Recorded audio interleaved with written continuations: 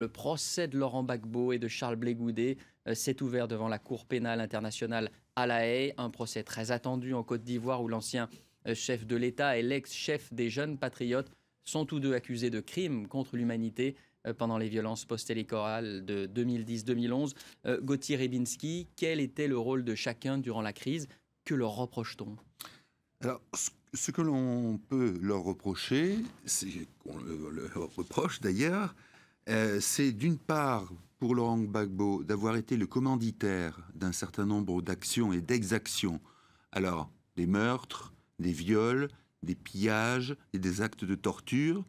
Et Charles Blé Goudet, on lui reproche d'avoir été en quelque sorte le chef d'orchestre, celui qui galvanisait les masses et les meutes de partisans de Laurent Gbagbo, lesquels ensuite passaient à l'action dans cette liste d'actes abominables que je viens de vous citer.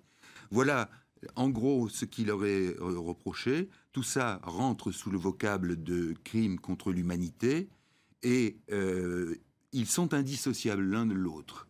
Laurent Gbagbo a appelé Charles Blé Goudet le général de la jeunesse ou le général de la rue.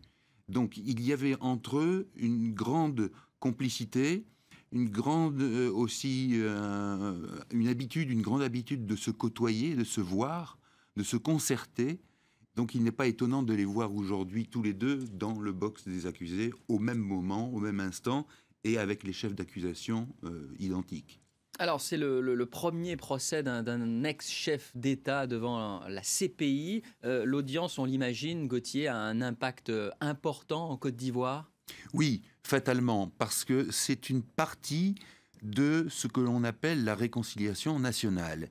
Et on sait que cette réconciliation est délicate, difficile à obtenir, parce que quantité de citoyens ivoiriens, y compris ceux qui sont pour Laurent Gbagbo, il y en a encore, il y a même un parti qui est encore favorable à Laurent Gbagbo, eh bien cela considère que la justice est à sens unique.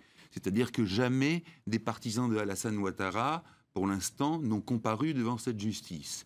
Et appendice à cette réflexion, et qui est important aussi, c'est de dire pourquoi est-il jugé en Europe? Pourquoi est-il jugé à La Haye, aux Pays-Bas?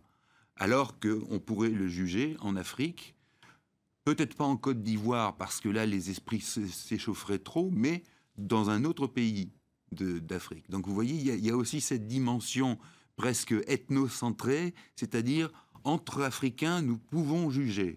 Ce qui veut dire par là que finalement, les autres, les Européens, n'auraient pas à juger de la chose.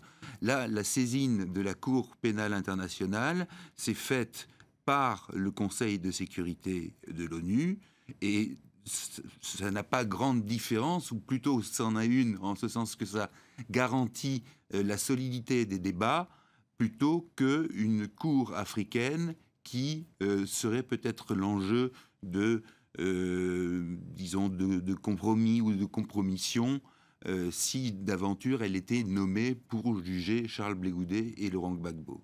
Voilà. Voilà le contexte, disons, judiciaire ou juridique plutôt.